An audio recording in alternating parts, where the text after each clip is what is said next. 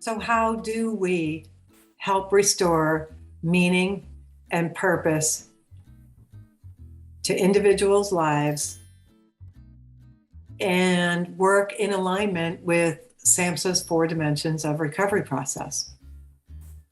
We use what's called recovery capital, and we have internal and external recovery capital. And recovery capital is defined as the knowledge, skills, qualifications, health, mental health, and other traits essential for optimal negotiation of daily life, and the ability to divorce oneself from subcultural norms which promote substance and substance use. And so what this means is recovery capital. I want you to think of it as a trust fund or a safety deposit box or a tool belt. And for folks without substance use disorder, you have a lot of recovery capital and you don't even realize it. And it's just the tools and the skills that you have to navigate through daily life, right? Problem solving skills, anxiety resolutions, love, support, finances. You have recovery capital. For the individual who has lost all of those essential components of life, it's important that we help build and restore them. Build for the first time or restore them. So recovery capital strengthens the spirit and it restores the hedonic set point. So every time you do an activity throughout the day, you're releasing dopamine. If it's a healthy activity, it's a coping skill. If it's a behavior that brings you satisfaction, you're releasing a little bit of dopamine. And so you have a balanced hedonic set point. And I bring you back to module 1, where Dr. McCauley talks about the hedonic set point and the pleasure threshold. Recovery capital provides necessary foundations to reach drug use goals. It differs from individual to individual, and it differs within the same individual at different points in time. Recovery capital provides skills needed to divorce oneself from drug use environments, and living that lifestyle of patterns of old behavior. Recovery capital is whole health focused. So it's the 10 principles from SAMHSA, it's the 4 dimensions of recovery process from SAMHSA, and it's the 7 dimensions of wellness. It's whole health focused, not just specific to substance use. And it builds or revitalizes meaning and purpose. So if you imagine the tree of life, it can help the trees begin to flourish and grow and thrive again and restore an individual's life back to becoming a productive member of society. Think of it as a safety deposit box where someone can go when they're faced with maybe a powerful craving or a powerful obsession, the desire to urge, some anxiety, some emotional distress, some sleep insomnia. They can go to their safety deposit box and sift through all of their recovery capital and pull out whichever asset that can help them get through this temporary moment in time. What does recovery capital do? So it's known as internal and external recovery capital. You may have heard of it referred to or may hear it referred to in the future as human capital and physical capital. I'm going to use internal and external recovery capital throughout the remainder of this training. But it develops the necessary life skills to navigate life without the use of drugs or alcohol. Yay. Replaces old patterns of behavior with new patterns of behavior. We've been talking about that through the entire training.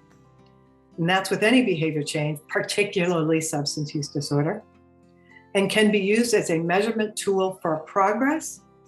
And everyone will have their unique set of recovery capital. Once again, everybody comes into this journey with a different landscape behind them. And we want to be able to find out where people are at and help them identify what areas of recovery capital can be worked on and what are their assets already. This is a list of recovery capital, internal and external, that we did in one of the recovery coach trainings. And it's one of the most thorough lists that we have experienced. So I am using it in here, but you can see some examples of what internal recovery capital looks like. You have self-talk, faith, self-worth, enough sleep, nutrition, courage, exercise, self-care, self-forgiveness, responsibility, hygiene, breathing techniques, silence, the ability to sit in silence, strength, hope, perseverance, trust, yoga, energy, creativity, purpose, love, acceptance, awareness. These are all components of internal recovery capital that may be insufficient in any individual that's entering into their patterns of new behavior or their drug use goals. And then you see external recovery capital can include things like, of course, 12-step mutual aid groups, whether it's Celebrate Recovery, Refuge Recovery, whatever the mutual aid group is, it's a form of external recovery capital. If I ever found myself in a crisis situation where I had a powerful craving or an emotional experience, I could go to a 12-step group, my home group, and I could find relief. And that's what this is all about, is the ability to find relief from a different method rather than drug use. You have sponsors, books, exercises, hobbies, sober living homes, jobs, bird watching, volunteering, counseling, pets, religion, socializing, dancing, mentors, school, advocacy.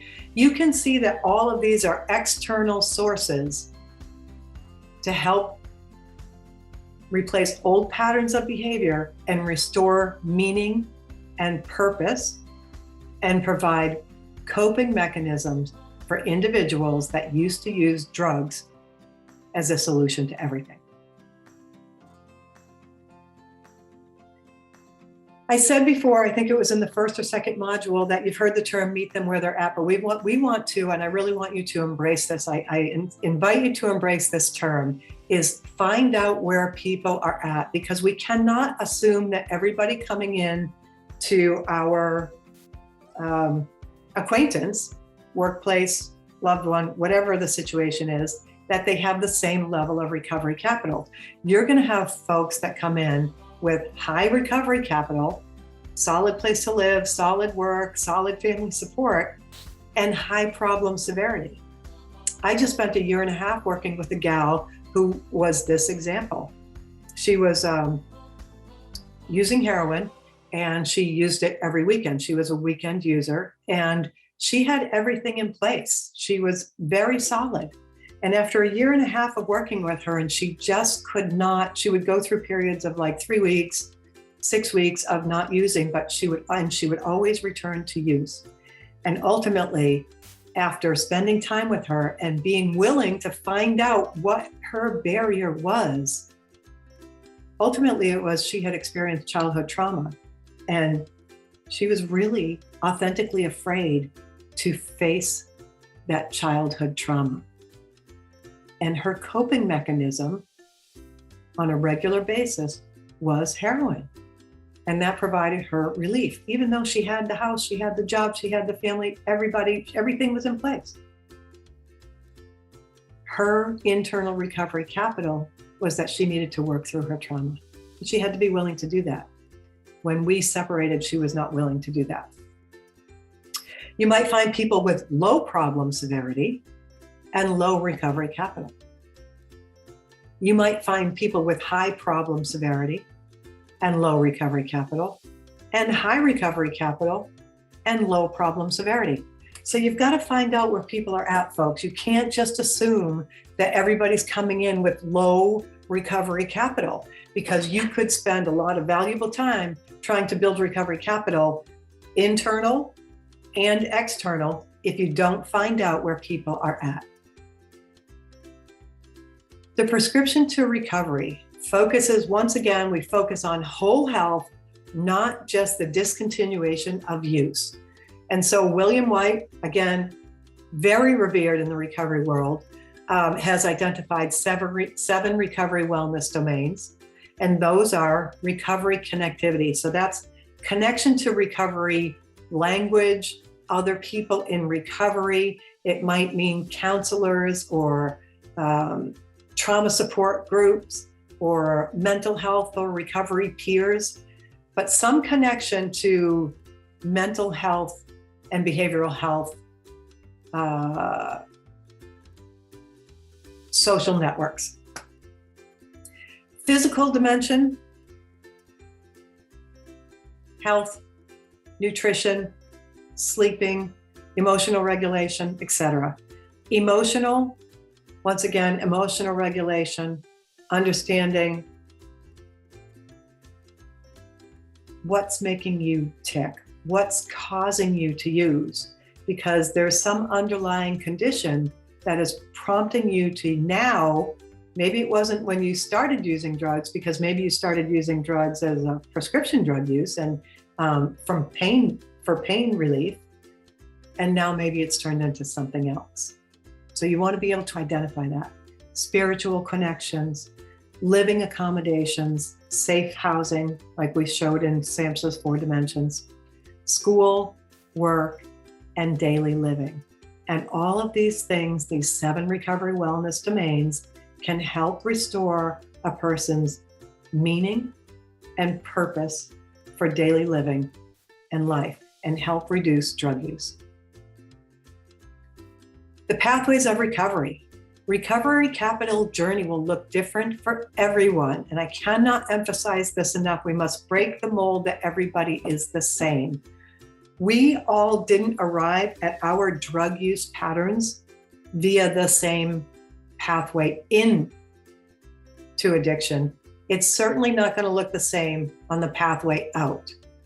Some considerations are age of first use, types of drug used, frequency of drugs used, circumstances that led to drug use, trauma, co-occurring issues, environment, past and present, social determinants of health, self-worth, willingness. And I certainly don't want to discount complex PTSD and PTSD, right? We must find out where people are at if we're going to streamline the process of helping them achieve their drug use goals and restoring meaning and purpose to their lives. All right, let's look at some statistics and move right into understanding pathways of recovery. 1 in 10 Americans, which is an estimated 22 million, give or take, live in recovery from substance use disorders. While it's important to celebrate these stories of recovery, it's equally important that we not lose sight of the fact that less than 10% of the 21 million Americans with substance use disorder received treatment. There's a lot of reasons for that. Resources, insurance, stigma, people don't want to ask for help, people don't realize that they have a problem. So there's a lot of reasons why there's only 10% that actually receive treatment. Americans with substance use disorder, we need to continue to raise awareness that we do recover, as well as increase access to treatment resources, which includes highlighting all pathways of recovery. So what is a pathway of recovery? A pathway of recovery is the means that an individual decides to take to move towards their drug use goals. For some people, that's treatment. For some people, that's a mutual aid group, such as Alcoholics Anonymous or Heroines Anonymous. For some people, it's equine therapy. For some people, it's trauma therapy. For some people, it's cold turkey. And it's important that we as community partners and supporters, that we understand that we must break this mold and this narrative that a person has to go to treatment or they have to go to a mutual aid group to achieve sustainable recovery, because that has been very, very limiting to people and actually is part of the reason why people won't reach out and ask for help when they need it. 9.1 or 22.35 million Americans have resolved an alcohol or other drug problem. And over on the right here, you see the statistics. 51% were alcohol related, 11% were marijuana related, 10% cocaine, 7% methamphetamine, 5% opioid. It's really important to recognize these statistics, that alcohol still remains the number one substance use disorder, substance of consumption. Opioids have a higher risk of death. Alcohol consumption, premature death can occur, but it doesn't happen as, I guess the way I would want to say it is abruptly as with heroin use, injection heroin use. So we never want to forget, folks, that yes, we have an opioid problem. We have a methamphetamine problem and a marijuana problem and cocaine, but alcohol remains the number one substance use that causes premature death and is the highest rate of addiction. So let's see, the sample is 60% male, 45% age 25 to 49, 61% are non-Hispanic white, 14% are Black, and 17% are Hispanic. So there's a heavy substance use issue with Black and Hispanics as well. 48% are employed, and 46% are living with family or relatives. And so there's a lot of different variables that go into determining whether or not a person asks for help and ultimately reduces the negative consequences associated with their substance use. Hey there, this is Ginger. I hope you're learning a lot from this series. I'm asking for your help in supporting my tireless efforts. There's a few ways in which you can support me. Tell your friends about this video series, subscribe and like each video here on YouTube down below, make a donation on my website, or invite me to deliver this training in person. Together, we can all be part of the solution. Hope to see you soon, and thank you.